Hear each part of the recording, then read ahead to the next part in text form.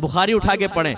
بالکل سرکار وفات کے قریب ہیں، اتنی نقاہت طاری ہوئی کہ آپ مصلی پر بھی نہیں آ سکتے تھے، تو صدیق اکبر رضی اللہ تعالیٰ عنہ کو حکم دیا تھا کہ آپ نماز پڑھائیں۔ صحابہ کہتے ہیں صدیق اکبر نماز پڑھ رہے تھے، ہم پیچھے کھڑے ہوئے تھے، اچانک حجرے کا پردہ ہٹا، ہم نے اس طرف دیکھا، میرے آقا باہر تھوڑا سا یوں جھانکا، روشن چہرہ میرے آقا کا باہر آیا اور سرکار مسکرائے، خوش ہوئے اور پھر اندر چلے گئے۔ اسے ایک بات تو یہ پتہ چلی کہ سرکار نماز پڑھتے ہوئے دیکھ کر جب صحابہ نماز پڑھ رہے ہیں بڑے خوش ہوئے اور دیکھنے آئے ہیں کہ میرے مجاہدین مجھ سے محبت کرنے والے اپنی محبت کا کیسا عملی ثبوت دے رہے ہیں۔ اور دوسرا عقیدہ ذہن میں رکھیے گا، صحابہ کرام نماز پڑھ رہے تھے اللہ تعالیٰ کی، نماز میں توجہ ہونی چاہیے اللہ تعالیٰ کی جانب، لیکن جب مصطفیٰ نظر آئے تو انہوں نے سب نے چہرے ادھر کو کر لیے اور سرکار کو دیکھا۔ اور راوی کہتے ہیں کچھ صحابہ ایسے تھے قریب تھا کہ اپنی نماز توڑ دیتے اور بھاگ کے سرکار کے پاس پہنچ جاتے، لیکن پھر وہ رکے۔ لگاؤ شرک کا فتویٰ، بولو ان کو مشرک لگا سکتے کوئی؟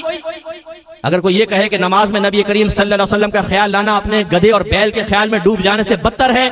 اور جب لاجک پوچھی جائے کہ آپ نے کیا بدتمیزی والا جملہ لکھا ہے اور جواب میں وہ یہ کہے بھائی یہ اس لیے لکھا ہے کہ گدھے کا خیال آئے گا تو تعظیم کے ساتھ نہیں ہوگا، تو تعظیم الہی میں کوئی فرق نہیں آئے گا، لیکن نبی کا خیال لاؤ گے تو تعظیم کے ساتھ آئے گا، تو اللہ کی تعظیم میں فرق آئے گا۔ تو پھر میں آپ سے پوچھتا ہوں صحابہ کرام نے جو در دیکھا اور عزت کے ساتھ، تعظیم کے ساتھ، ادب کے ساتھ بتاؤ یہاں پر اللہ کے تعظیم اور ادب میں کمی ہوئی تھی کہ نہیں ہوئی تھی؟ اگر ہوئی تھی تو پھر اللہ کے نبی کیوں خاموش رہے؟ ایک حدیث سے تقریر ہوتی ہے، یاد رکھیں، قولی حدیث ایک عملی یا فعلی حدیث ہوتی ہے، کر کے دکھاتے ہیں، اور ایک ہوتی ہے تقریری حدیث۔ تقریری کا مطلب یہ ہوتا ہے کہ نبی کریم کسی عمل کو دیکھتے ہیں، کسی بات کو سنتے ہیں اور اس کو غلط نہیں کہتے، خاموش ہو جاتے ہیں، تو آپ کی خاموشی اس بات کی دلیل ہوتی ہے کہ وہ عمل یا وہ قول بالکل جائز ہے۔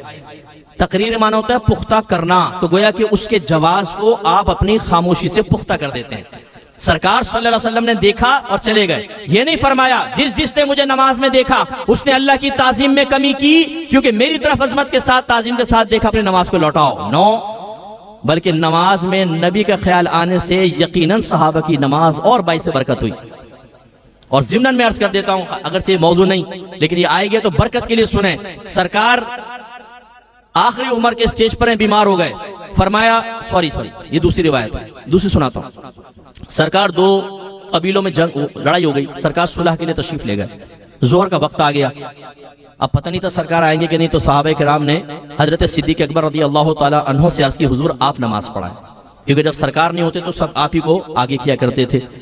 اور یہ آپ کی خلافت کی طرف اشارہ بھی تھا کہ آپ خلیفہ اول بنیں گے۔ صدیق اکبر نے نماز شروع کر دی، اتنے میں سرکار تشریف لے آئے۔ اب نبی کے لیے یہ مناسب نہیں ہوتا کہ وہ پیچھے کھڑا ہو،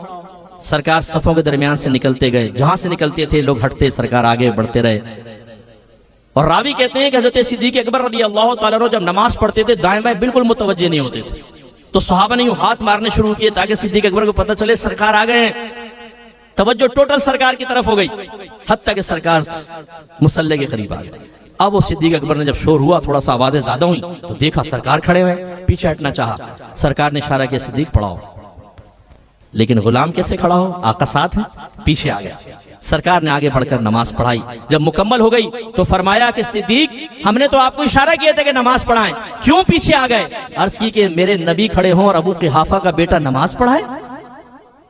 صدیق اکبر تو حالت نماز میں نبی کی تعظیم میں پیچھے ہو جائیں تو شرک کے فتوے جاری نہ ہوں، بلکہ قیامت تک کے لیے ادب ہو۔